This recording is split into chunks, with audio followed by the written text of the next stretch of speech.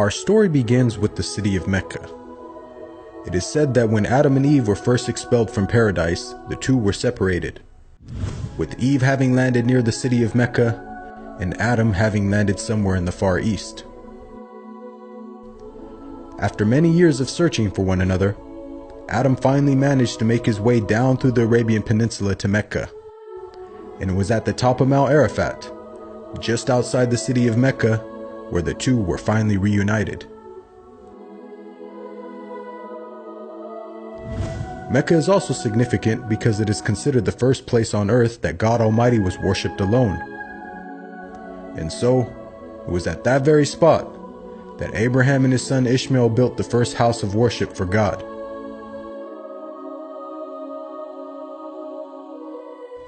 In honor of this, God Almighty had built in the heavens a similar structure for the angels. And it is said that every day, 70,000 angels come to that building to perform their prayers and then leave, intending never to return again.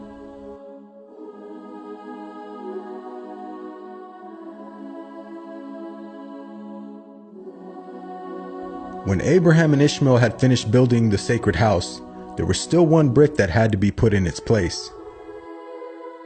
And so, Abraham sent his son Ishmael off to find a unique stone that he could put there. But God Almighty destined that the final stone that was to be laid would not be from the material of this world, but instead a stone directly from the heart of paradise. The angel Gabriel then brought the stone down to Abraham, who proceeded to put it in its proper place. It is said that when the stone first came down, it was a pure white color. But due to the impurities of this world and the sinfulness of man, the stone slowly began to fade and eventually turned black. As time passed, the city began to develop, with the people of Mecca remaining upon pure monotheism, worshiping one God alone.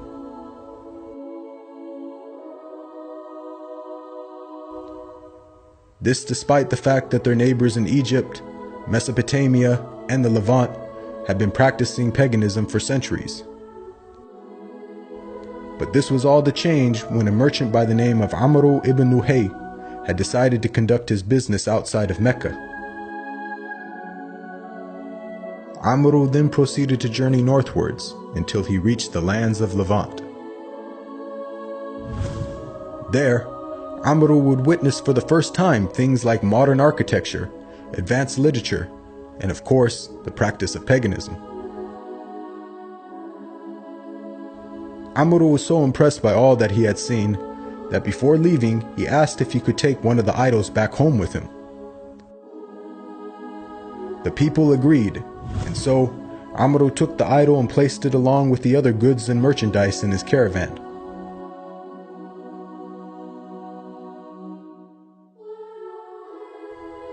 He then set out southwards, back towards the city of Mecca. When Amr arrived back home, he immediately took the idol and placed it right in front of the sacred house. He then proceeded to tell the people that this was now going to be the God that they worship. Sadly, this concept faced little, if no resistance. And as time passed, the people began to worship more and more different idols, until it is said by the end of the 6th century, there were over 360 different idols surrounding the sacred house in Mecca.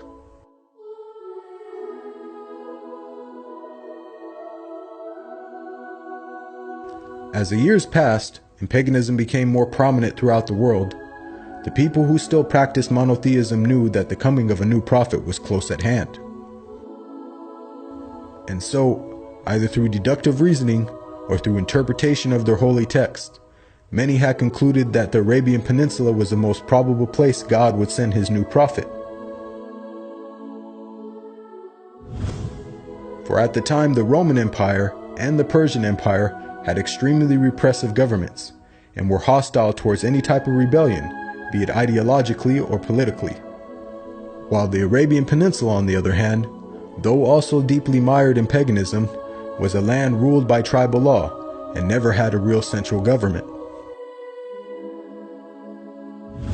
As time went by, it appears that more and more people began to move down to the Arabian Peninsula to await the coming of the next prophet.